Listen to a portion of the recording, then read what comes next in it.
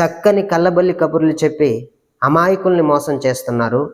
దేవుడు ఒక మత సంబంధి కాడు, దేవుడు ఒక ప్రాంతీయవాది కాడు, దేవుడు ఒక ప్రాంతానికే చెందినవాడు కాడు. దేవుడు ఒక మతాన్ని స్థాపించడానికి ఈ భూమి మీదకి రాలేదు.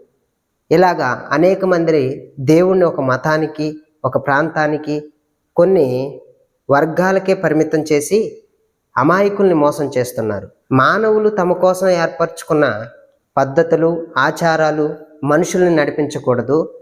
దేవుడి మాటలు మాత్రమే మనిషిని నడిపించాలి.